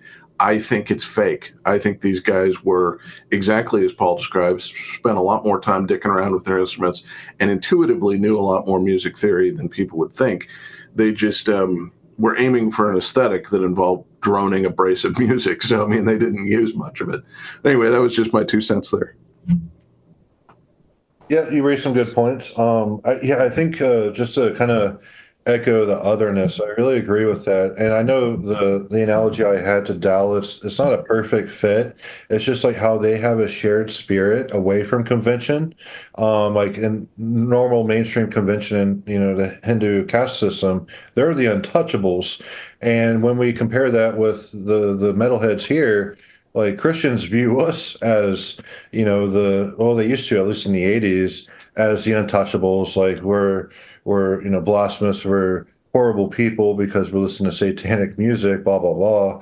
So I do think there is a really good connection there, but it's not a perfect fit. Like the Dalit experience is the Dalit experience. It's its own form of otherness, whereas the metal spirit is its own form of otherness here in the West. That's a good point. I don't know. I think that in caste systems, you always have pride in your caste, and there's a reason for that. In part, this is Wolf's fiction absolute. You have to find a way to justify your life as the best. So every caste is going to believe what they have is the best, and that's healthy for them to do so. Just like every race and ethnic group believes that it is the chosen race and that it is supreme above all others. You have to do that in order to feel good about what you are, and you should. It's healthy. But I think that what I would analogize metal to is wildcatters, pioneers, and outsiders, really, in the sense that William S. Burroughs was an outsider. We are people who realize that whenever the herd discovers anything, it turns it into a rule, then a method, and then enforces it like an absolute truth. And we're like nihilists. We decline to accept the idea that there are absolute, objective, and universal forms of truths, values, and communications. We realize that anything handed to the herd, they are going to take it from a cause-effect relationship to a methodological relationship, and they are going to suck all the goddamn life out of it and turn it into something oppressive, because that is what groups of people do. And that's why I think we are voluntary outsiders, like Burroughs was. I mean, the guy moved to Spring, Texas, or Tomball or something, just to grow weed back when it was basically a farm town far from anything. He actively sought to avoid what he called control, which really is methodological control enforced for the psychological comfort of others. And he realized that this was the fundamental failing of humanity and that it was going to be oppressive without meaning to. And this sort of takes me back to something that's really kind of interesting, which is just that we talk about how posers are linked to cancel culture. Well, I would say that more broadly, they're linked to herd oppression, which is a bourgeois type thing. They want to enforce conformity by excluding anyone who is realist. They are doing it through their numbers alone. They don't necessarily have to use totalitarian methods, but what they're going to end up doing is ensuring that anything other than their view is pushed to the periphery and therefore becomes statistically insignificant. And that's the oppression of consumerism. That's the oppression of democracy. That's the soft oppression that even just occurs in social groups with popularity. I mean, if there's one guy who sees, you see it in horror movies. One guy sees the threat of the invading aliens or demons or whatever the hell it would be, cryptobiology, and decides that he's going to figure out how to defeat it. And so he goes about doing it. Well, everyone else ignores him. And so he's basically left alone to his own devices, which is both good and bad, because oftentimes you can't get anything done until the herd leaves you alone. But, he's a pioneer. He's a wildcatter. He's an outsider. Wildcatters were dudes back in the turn of the century who went out and used their own methods to find where oil might be and then just drilled for it without having the science behind them. And some of them made it very rich. Some used dowsing rods. Some used dowsing rods. Some used, intuitive methods, but they were able to find these great scores and make a ton of money. In some cases, a lot of them starved. I'm sure their bones are still out there. But that's really the metal mentality: is we're outsiders, we're pioneers, we're not interested in doing things the way everyone else does because we inherently distrust that. And so whenever there's something that's established, we're sort of going the opposite direction, not linearly like a poser would or a contrarian would, but we're going to go find our own path. And the only thing that can orient us is realism and this transcendental goal. And I think this is very important in our time because we do suffer under a totalitarian humanism. And I think this is what black metal targeted, which is just when you insist that everyone is important and everyone is equal, it's just a way of demographically and statistically excluding anyone who knows better. And so it's a formula for ignorance and stupidity. And yes, it avoids the most aggressive methods. But, you know, in the end, if your civilization self-destructs, it doesn't matter whether you did it passively or actively, you're still dead. So that's a really good point. Yeah. And one thing I would say to that is that, like, if you're listening to underground music in general, or, you know, anything these days that's not in the pop, rock, rap sphere, and you're doing it for reasons that aren't, you know, poser-ish, ironic hipsterdom as discussed earlier, you're inherently taking on that role because there's, like, basically when you're, in order to listen to an underground music of any sort, honestly, you basically have to be saying, yes, I think you are wrong. I think your music is stupid. I think, therefore, that, frankly, you are kind of stupid. There's this inherent mindset there that has to be there just by the act of choosing to go to an outsider genre in an honest manner, to a, you know, non-mainstream genre, any kind of underground genre in an honest manner. Like whether you know, somehow honestly come by punk in the year 2025, I have no idea how anyone would do that. But if you somehow did that, or if, you somehow honestly came by like neo folk in 2025 or whatever, that same mindset would have to be there, because at the end of the day, the only way to approach one of those any genre like this honestly is to say, yes, I think your music is stupid. I'm going to listen to this instead. That's, you know, much less acceptable because I think your methods are dumb. It's a good point. Metal is the anti-bourgeois in that it rejects the easy answer and just says, you know, this is dumb, I'm going to go another way. And that's why we see the continual effort to find greater levels of alienation. You know, Black Sabbath was radio friendly to a degree, but still scared the heck out of people. Then after that, you know, the next real generation, I would say, is speed metal. And they tried to really upset people to the point where no one would listen to it. But people were still listening to it. They were still tuning in. So you got death metal. Shortly after Metallica got, big with One, death metal kind of crashed in full on. And it was, you know, with the vocals, with the intensity, with the imagery, including Satan and far right stuff, it was just designed to absolutely reject whatever easy answers the mainstream believed in and offend them at the same time, as a way of just getting free from these idiots. Because anything they get a hold of, it gets the Metallica effect. The audience shapes the product, and pretty soon you're listening to something that sounds a lot like the Allman Brothers. So yeah, good point. Sorry, I was writing in chat for a second.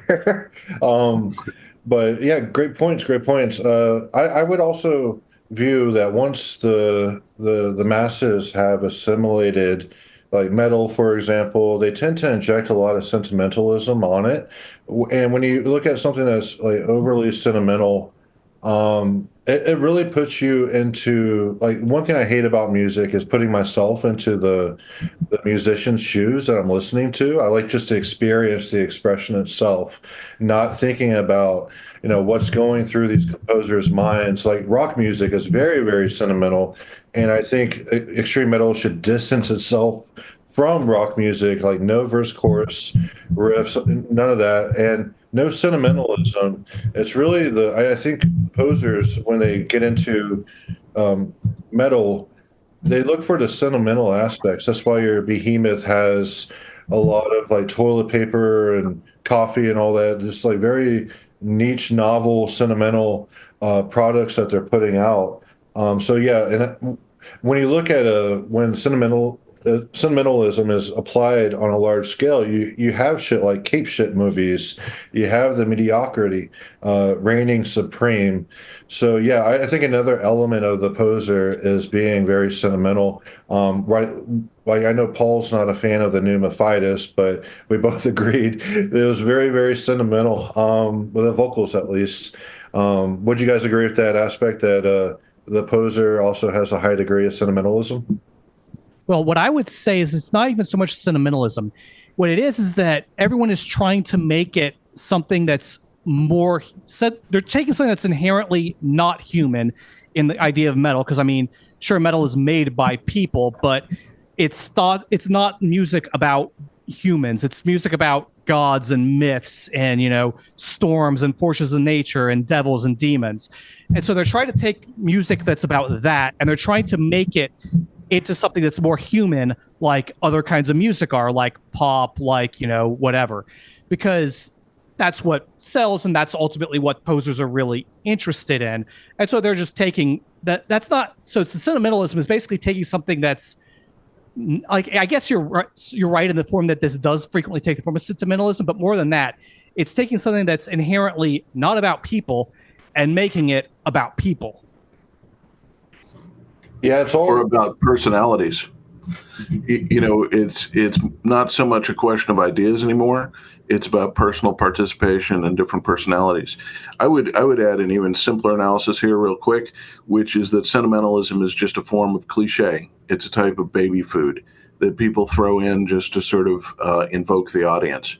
You know, it's kind of like melody has been used in metal abusively by certain bands. It's just an easy way to bring the audience in. That's all I had. right. And it's very worldly. This is getting into Schopenhauer's aesthetics, is that anything that reminds you of the phenomenal world through music, that's not good. That's not true. Like, that's not the highest form of music for Schopenhauer, where you get into like the nerve impulses, like you said, with the natural rhythm of the brain and all that. And with that, when you factor in, like, if you go through his hierarchy of art forms, it starts with the most crass depiction. And back in his time, it was wax figures, like wax, you know, you go to a wax museum, you see like Arnold Schwarzenegger as the Terminator. He would view that as the lowest, most crass type of art, mimicking, you know, the phenomenal world. But for music, for Schopenhauer, it's something higher, which I view like a lot of the extreme metal bands did try to reach for, in different ways, of course. They try to reach for something beyond the phenomenal world, beyond the sentimental, beyond the cliche, beyond the novel. It was something greater than the individual. And I think that's the kernel, at least in extreme metal, that's the kernel of expression is beyond and greater than the individual, expressing, you know, power that is so much greater than life. Would you guys agree with that? Yeah, generally. Yeah, I think so. I mean, I think realism is greater than the individual. We have to have a sense of reality that exceeds all of us, and we're mortal, so it goes on where we don't. And we have to find some way to understand its wisdom through the transcendental process and why it is the way it is, which science also does, but the transcendental sort of puts more of a value spin on it. And in order to do that, we have to stop pretending that the world is an extension of our minds and our emotions. A condition called solipsism, which I think is behind what we know as individualism generally. And so I would say, yeah, the poser is somebody who is trying to take the power of metal out of this wider world and channel it into themselves.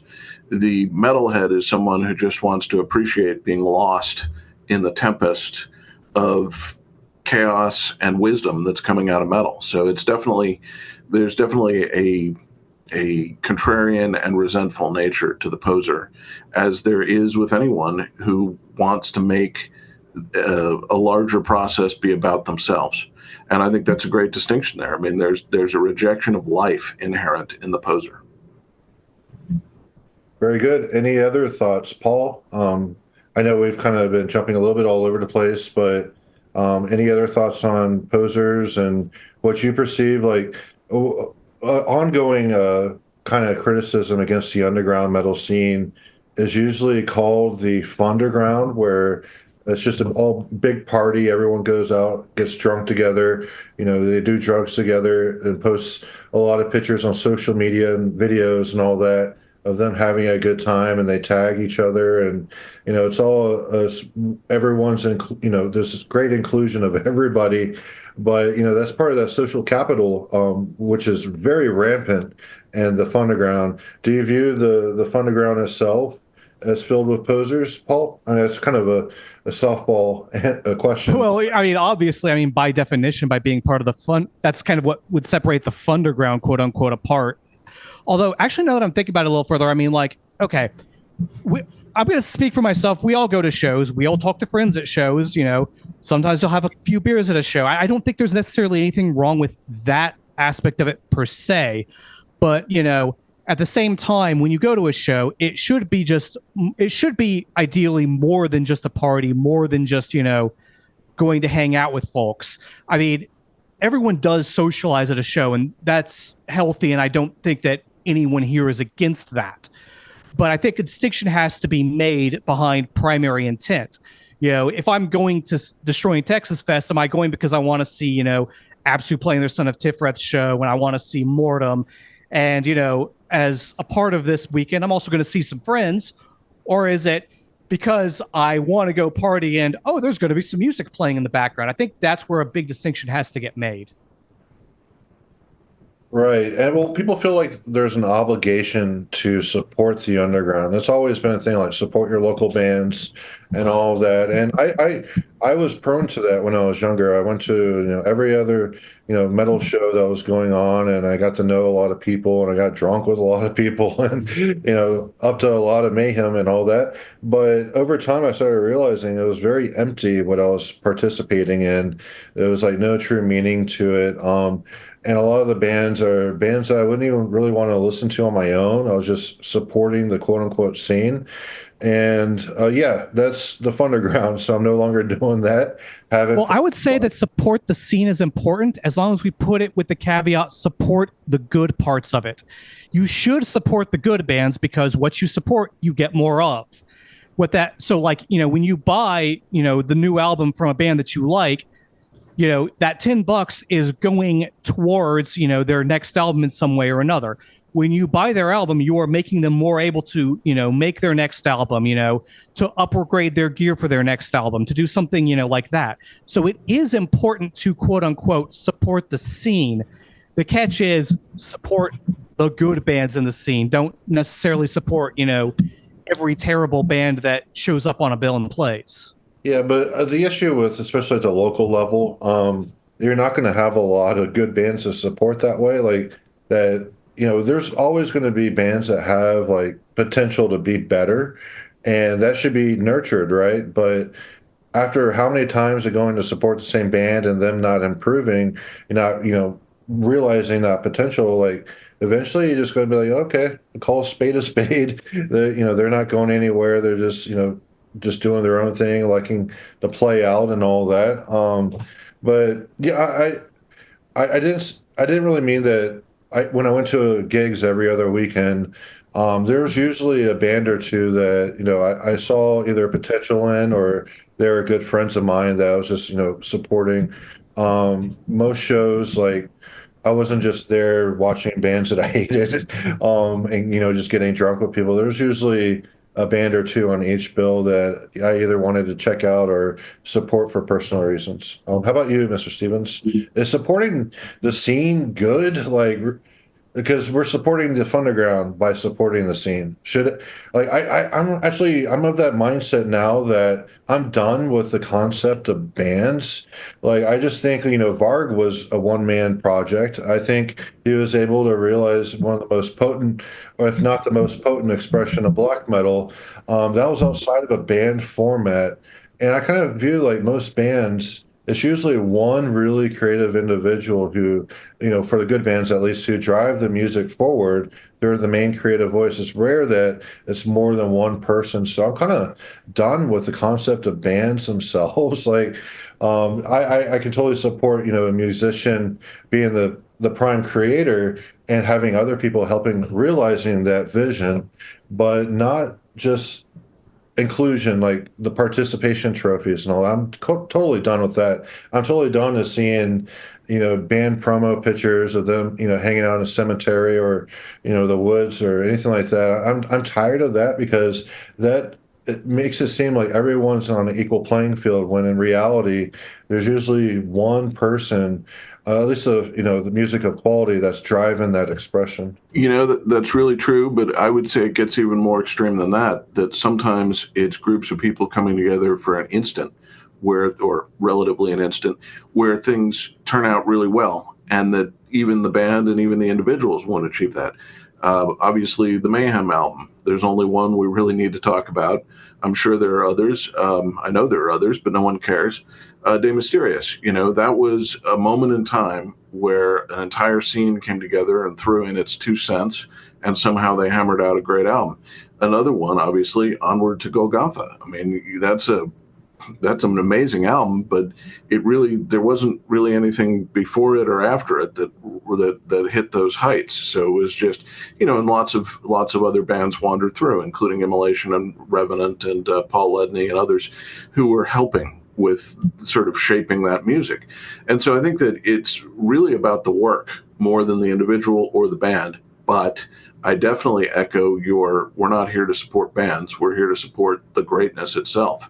And, you mentioned Deicide, and I think that's another great example of a band that really had it together for 2 to 3 albums, depending on who you talk to. And then after that, it was just into the abyss.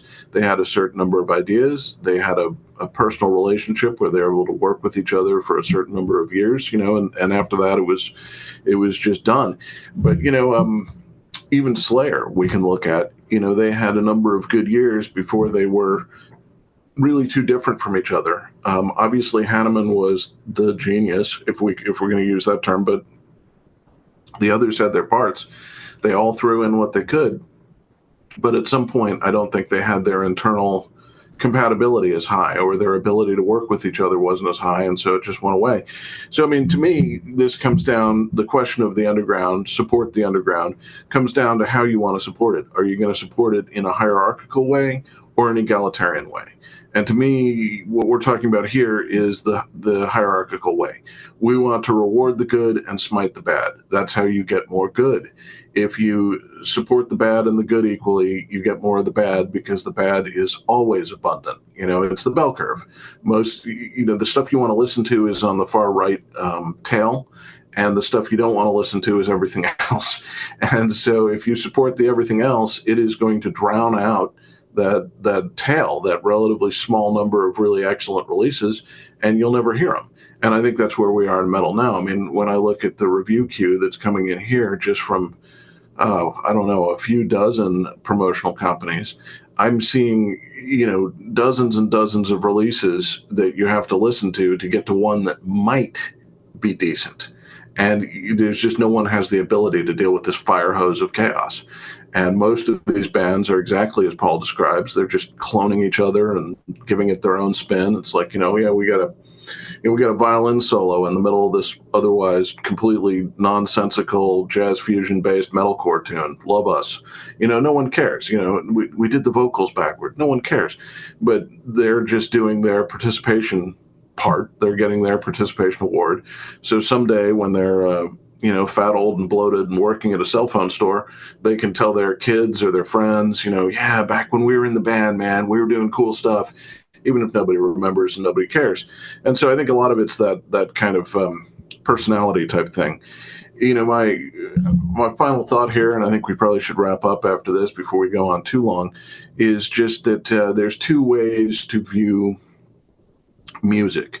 One way is to view it as this sort of natural process, this natural phenomenon, something going on out there that's really interesting. And because it's part of a really interesting world and the really interesting experience of consciousness and the really intense experience of being alive, you pay attention to it because it's great. You're walking through the park and suddenly there's this composer you've never heard of, Mozart, shredding on his guitar. Will you stop and listen? Why? You'd be idiotic not to. There's something interesting going on there. You pay attention. And I think that in the hierarchical sense, we're always looking to find something interesting as separated from everything else, which is terrible. But that's viewing metal as a natural phenomenon. And the other way is to view it as a soundtrack to our lives. And every damn poser that I think I've talked with has some variation of this theme. It's like, well, this really, I really identify with the feelings in this, when you're having a bad day, it's just really what you need to do. And if you're having a really good day, I have this other thing. And sometimes I'm really feeling like I'm in love with the world and I like listening listening to this album.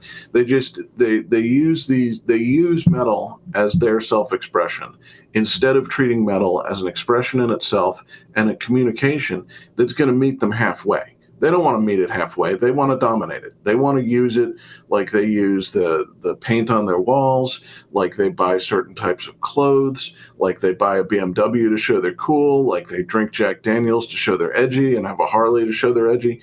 To them, it's another lifestyle accessory, and it helps express who they are. And they don't give a shit about what it is. To them, it's a means to the end. All right, yeah, I had a quick follow on, and you nailed when you said that, wow, it's cool that we're in a band, when they're in their retirement home pondering their lives. That's something that's a holdover from rock music that I want to get rid of in extreme metal. I want to get rid of all the blatant aspects of hard rock music and extreme metal. Like death metal, we've already reached the conclusion that these subgenres are their own specific things, and they're dissimilar from rock music. Granted, they're still going to use guitars, drums and all that, but I'm tired of the band thing. The band thing, right? There's jazz bands and blues bands and rock bands and all that, but it's still a holdover from rock music when metal came about, of the band, getting the band together.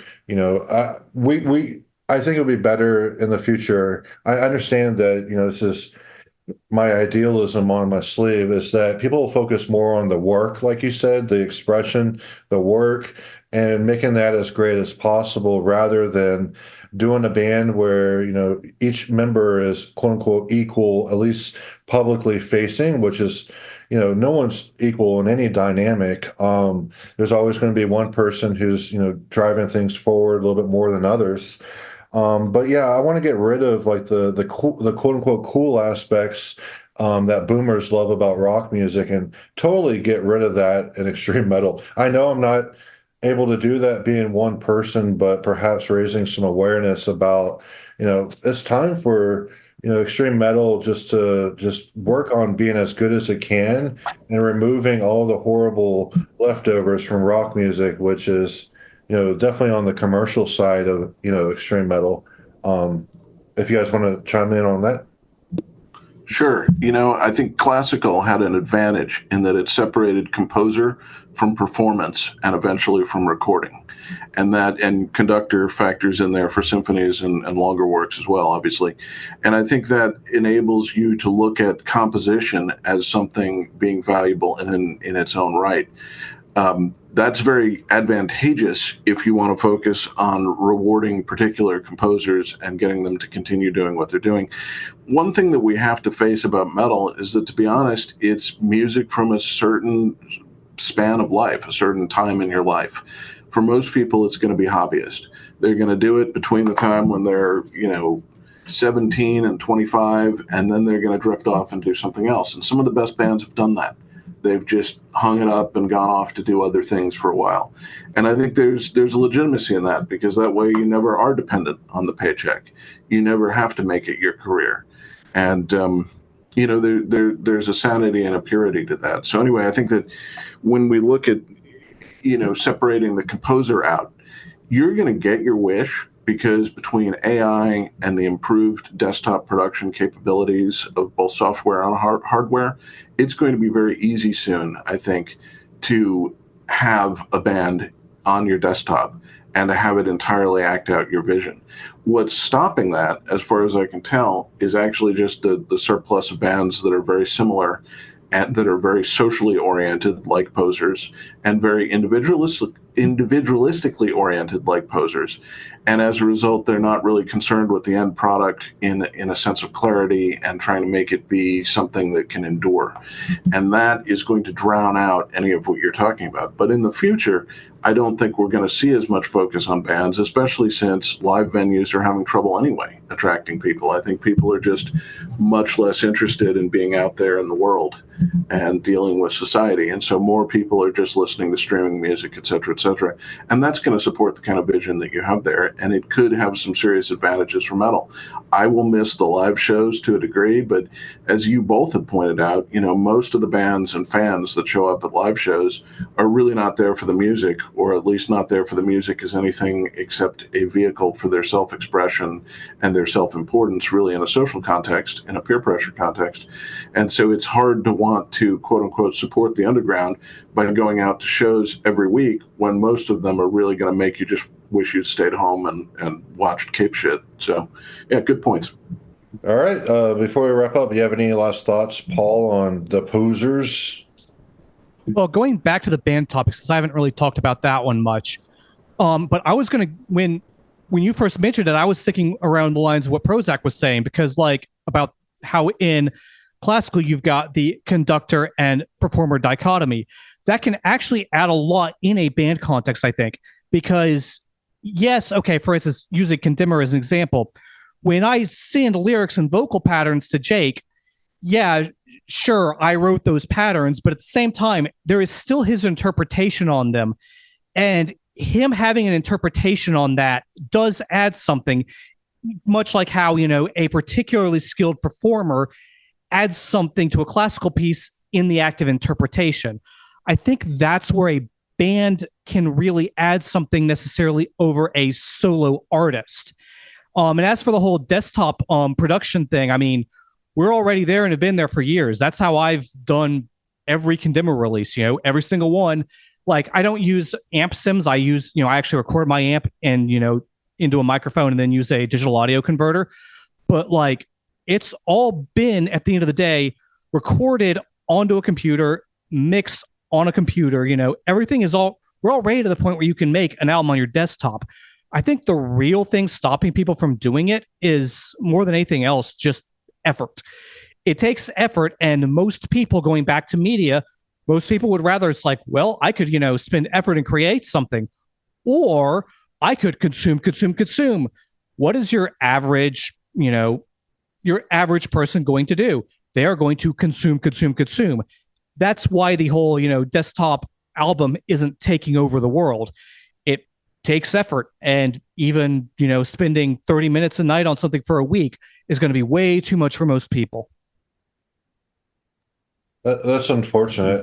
I do think there's a lot of people who spend a lot of time with their desktops, and it's just a matter of what they're making, like where their head space is. Like, a lot of people want to just mimic, shit that's already been done, and they want to, I've seen so many, musicians who factor in even metalcore and deathcore aspects in their quote unquote death metal sound now because it's popular. And these people, I think they're just wasting everyone's time, honestly.